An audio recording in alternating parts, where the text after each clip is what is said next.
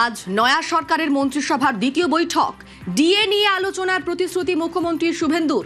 দীর্ঘদিন ধরে বকেয়া ডিএর দাবি রাজ্য সরকারি কর্মীদের, একই সঙ্গে কেন্দ্রীয় সরকারি কর্মীদের সমান ডিএরও দাবি। আজ ডিএ আলোচনার দিকে তাকিয়ে সরকারি কর্মীরা। আমাদের সঙ্গে সরাসরি রয়েছেন প্রতিনিধি সান্নিক।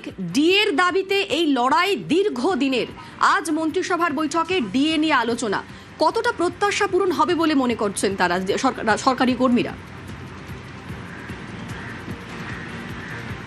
দেখো, সরকারি কর্মীরা অন্তত আজকে এই বৈঠকের দিকে তাকিয়ে থাকবেন সেটা আলাদাভাবে বলে দেওয়ার অপেক্ষা রাখে না। কেননা 3 বছরের বেশি সময় ধরে শহীদ মিনারের নিচে আমরা দেখেছি সংগ্রামী যৌথ মঞ্চের যারা আন্দোলনকারীরা তারা আন্দোলন চালিয়ে গেছেন এবং তাদের একটাই দাবি ছিল যে কেন্দ্রীয় সরকারি হারে ডিএ না হলেও যেটা তাদের ন্যায্য দাবি, সেই দাবি মেনে সুপ্রিম কোর্টের নির্দেশ মেনে তাদের ডিএ দেওয়া হোক।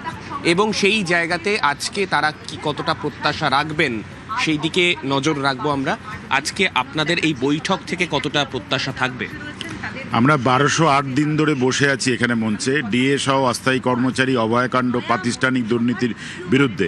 আমরা আজ আশাবাদী একটা জায়গায় যে আগের সরকার ডিএ নিয়ে বলেছিলেন ঘেউ ঘেউ করবেন না, এবং মাননীয় প্রাক্তন মুখ্যমন্ত্রী মমতা ব্যানার্জি বলেছিলেন বিধানসভায় আমার গলা কেটে মুন্ডু কেটে নিলেও আমি ডিএ দেবো না, এবং লাস্ট সুপ্রিম কোর্টেও বলেছে আমি ডিসেম্বর আগে দিতে পারবো না। এই যে বিভিন্ন এত বছর ধরে 10 বছর ধরে উনি কেস চালিয়ে না দেওয়ার পক্ষে, কিন্তু বর্তমান যেই গভর্নমেন্ট এসছে আমাদের এগেনস্টে কেসে যায়নি, বরং ডে 1 থেকে কিন্তু মাননীয় মুখ্যমন্ত্রী শুভেন্দু অধিকারী বলছে যে আমি ডিএ মিটিয়ে দেবো, কেন্দ্রীয় হারে ডিএ দেবো এবং পে কমিশন দেব, অস্থায়ী কর্মচারী স্থায়ীকরণ, সমকাজে সমবেতন, প্রাতিষ্ঠানিক দুর্নীতির বিরুদ্ধে লড়াই হবে এবং অভয়াকাণ্ডের তদন্ত হবে। সবকটাই আমাদের দাবি ছিল এবং সবকটা দাবি কিন্তু বর্তমান সরকার মেনে নিয়েছে। জন্য আমরা আশাবাদী যে কেন্দ্রের সঙ্গে যে আমাদের 42% ডিএর ফারাক, আজকে সেই ফারাকটা অনেকটাই ঘুচে যাবে। হয়তো 42% নাও মিটতে পারে, কিন্তু আমরা গ্রাফটা এগোনো পজিটিভের দিকে আমরা এগোবো, যেটা আগের দিকে নেগেটিভ। এটা আমরা কর্মচারী, সরকারের মানব সম্পদ হচ্ছে সরকারি কর্মচারী শিক্ষক, তারা যদি সরকারের খুশি থাকে তাহলে কাজটা ভালো হবে। এবং যেই ডিএই ঘোষণা হোক সেটা আলটিমেট কিন্তু অর্থনীতি ব্যবস্থাতে পশ্চিমবঙ্গ তাও ভারতবর্ষের উন্নতি হবে, আমরা এটা মনে করি আর কি। এখনো পর্যন্ত যা পরিস্থিতি রয়েছে, আজকের বৈঠকের দিকে প্রত্যেকে তাকিয়ে রয়েছেন, অর্থাৎ আজকে যে হারই ঘোষণা হোক সেইটা আপনাদের জন্য ভালো একটা খবর আসতে চলেছে, সেই বিষয়টাই মনে করছি। এইটুকু নিশ্চিতভাবে বলতে পারি যে মমতা ব্যানার্জি সরকার লাস্ট যে 4% ঘোষণা করেছিলেন, আলটিমেট কিন্তু উনি দেননি, অর্ডার করেননি, সেই 4% থেকে বেশি হবে নিশ্চিতভাবে, এটা আমরা বলতে পারি। তাহলে আমরা আশাবাদী যে ভালো দিকে যাচ্ছে। এবং মাননীয় মুখ্যমন্ত্রী শুভেন্দু অধিকারী বলেছেন যে এরপরে পে কমিশন হলে বা হলে একজন কর্মচারী 20-25 হাজার টাকা বাড়বে। তাহলে একটি সরকার যখন বলছে 20-25 হাজার টাকা বাড়বে, তাহলে আগের সরকার বললেন না কেন? তার কারণ এই টাকা দিয়ে আগের সরকার সুইস ব্যাংকে এবং দুবাইয়ে রিয়েল ইনভেস্টমেন্ট করতেন, রিয়েল এস্টেটে ইনভেস্টমেন্ট করতেন, বিভিন্ন টাকা ঘুরপথ এই টাকাটা বিদেশে চলে যেত। এই টাকাটা শুভেন্দু অধিকারী কিন্তু টাকাটা রাজ্যেই রাখতে চাইছে, ডেভেলপমেন্ট করতে চাইছে। একজন কর্মচারী যদি যেই টাকা পাবে সেই টাকাটা সে দুবাইতে ইনভেস্টমেন্ট করবে না, সুইস ব্যাংকে লাগবে না, সে কি করবে? তার বাড়িটা রং করবে, রিপেয়ার করবে, সে একটা ফ্রিজ কিনবে। শুভেন্দুর ক্যাবিনেট বৈঠকেই নজর রেখেছেন রাজ্য সরকারি কর্মীরা। বর্তমানে রাজ্য সরকারি কর্মীদের 18% হারে দিয়ে, কেন্দ্রীয় সরকারি কর্মীদের চেয়ে 42% কম দিয়ে। এবং আজ মন্ত্রিসভার বৈঠকে কি সিদ্ধান্ত নেওয়া হয়, কতটা প্রত্যাশা পূরণ হয়, সেদিকেই তাকিয়ে রয়েছেন রাজ্য সরকারি কর্মীরা। নতুন মুখ্যমন্ত্রী, নতুন আশা, যে আশায় জল ঢেলেছিলেন প্রাক্তন মুখ্যমন্ত্রী। ডিএ নিয়ে দাবি দাওয়া কার্যত উড়িয়েই দিয়েছিলেন মমতা বন্দ্যোপাধ্যায়। কি বলেছিলেন শোনাবো। যারা আজকে গিয়ে মিউ মিউ করছে আর ঘেউ ঘেউ করছে আর বড় বড় ভাষণ দিচ্ছে, তাদের জিজ্ঞেস করুন 34 বছর ক্ষমতায় ছিলে, কেন তুমি সবার দিয়ে টাইম মতো যাওনি? আজকে বড় বড় কথা, বড় বড় ভাষণ। 2,30,000 কোটি টাকার উপর দেনা ফেস করছি আমি সিপিএম কে। আর যারা ঘেউ ঘেউ ফেউ ফেউ করছে তারা জানে reserve bank of India, government of India এটা অ্যানাউন্স করে, তার কারণ ওর প্রিন্ট নোট ছাপানোর ক্ষমতা আছে, স্টেটের নেই। প্রত্যাশা পূরণ সময়ের অপেক্ষা, বলছেন দিলীপ ঘোষ। মুখ্যমন্ত্রী বলেই দিয়েছেন সবই হবে আস্তে আস্তে, কেন্দ্র সরকারের স্তরেই সমস্ত দেওয়া হবে। সময় লাগছে একটু, টাকা পয়সার টান আছে তো, যেমন যেমন ফান্ড আসবে সেরম সেরম যাদের পাওনা মিটিয়ে দেওয়া হবে। সেজন্য গত সপ্তাহে যে ক্যাবিনেট মিটিং হয়েছিল, যা যা আমরা সিদ্ধান্ত নিয়েছিলাম প্রায় সবই হয়ে গেছে ইমপ্লিমেন্ট।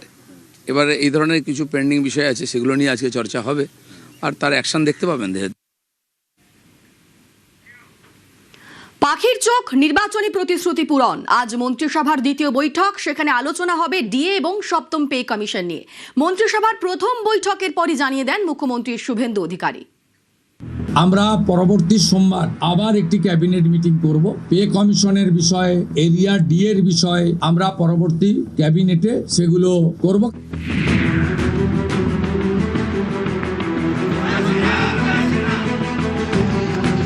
26-এর নির্বাচনে তৃণমূলের ভরাডুবিকে আতশ কাঁচের নিচে ফেললে যে কারণগুলি উঠে আসে তার মধ্যে অন্যতম চাকরি নিয়ে ক্ষোভ, সরকারি চাকরি না পাওয়ার ক্ষোভ, আর যাদের কাছে সরকারি চাকরি আছে তাদের উপযুক্ত হারে ডিএ না পাওয়ার ক্ষোভ। তৃণমূলের বিরুদ্ধে ধিকি ধিকি জ্বলতে থাকা এই ক্ষোভকেই অস্ত্র করে ভোটের ময়দানে ঝাঁপিয়েছিল বিজেপি। প্রতিশ্রুতি দিয়েছিল বিজেপি ক্ষমতায় এলে মিলবে বকেয়া ডিএ, রাজ্যে চালু হবে সপ্তম বেতন কমিশন, সরকারি চাকরি পেতে বয়সের ঊর্ধ্বসীমা বাড়ানো হবে। ক্ষমতায় আসার পরে এই 3 প্রতিশ্রুতি পালনে তৎপর হল শুভেন্দু অধিকারীর সরকার। সোমবার মন্ত্রিসভার প্রথম বৈঠকের পরেই সরকারি চাকরিতে আবেদনের বয়সসীমা 5 বছর বাড়ানো হয়েছে। এখনকার মুখ্যমন্ত্রীর কাছে আমাদের একান্ত অনুরোধ, যাতে করে স্বচ্ছ এবং মেধার ভিত্তিতে সমস্ত নিয়োগ হয়, এবং আমরা খুব খুশি যে আমরা আরও এক্সট্রা 5 বছর পেলাম। প্রথমে অসংখ্য ধন্যবাদ জানাই এই সিদ্ধান্ত নেওয়ার জন্য। বেকার ছাত্রছাত্রী রয়েছে বা যুবক সম্প্রদায় রয়েছে, তাদের কাছে একটা আগামী দিনে একটা সরকারি চাকরি পাওয়ার ক্ষেত্রে একটা নতুন একটা দরজা খুলে গেল। মুখ্যমন্ত্রী জানিয়ে দিয়েছেন পরের সোমবার মন্ত্রিসভার দ্বিতীয় বৈঠকে আলোচনা হবে ডিএ এবং সপ্তম বেতন কমিশন নিয়ে। আমরা পরবর্তী সোমবার আবার একটি ক্যাবিনেট মিটিং করব। পে কমিশনের বিষয়ে, এরিয়া ডি এর বিষয়ে আমরা পরবর্তী ক্যাবিনেটে সেগুলো করব। পশ্চিমবঙ্গের সরকারি কর্মীদের কেন্দ্রীয় হারে ডিএ বা মহার্ঘ ভাতা না পাওয়ার ক্ষোভ দীর্ঘদিনের। বর্তমানে কেন্দ্রীয় সরকারি কর্মীরা 60% হারে ডিএ পান, রাজ্য সরকারি কর্মীরা পান 18% হারে। কেন্দ্র ও রাজ্যের ডিএর ফারাক প্রায় 42%। কেন্দ্র রাজ্যের বেতন কমিশনে ফারাক রয়েছে। কেন্দ্রীয় সরকার 8ম বেতন কমিশন ঘোষণা করেছে। পশ্চিমবঙ্গে 7ম বেতন কমিশন বাজেটে ঘোষণা করা হলেও তা কার্যকর করার প্রক্রিয়া শুরু হয়নি। রাজ্য সরকারি কর্মীরা বেতন পাচ্ছেন 6ষ্ঠ বেতন কমিশন অনুযায়ী। তাই রাজ্যের সরকারি কর্মীরা এখন তাকিয়ে শুভেন্দু অধিকারীর মন্ত্রিসভার পরের বৈঠকের দিকে। সেই বৈঠকে আলোচনা হবে পে কমিশন নিয়ে। বৈঠকটি হবে পরের সোমবার 18ই মে। নিউজ 18 বাংলা।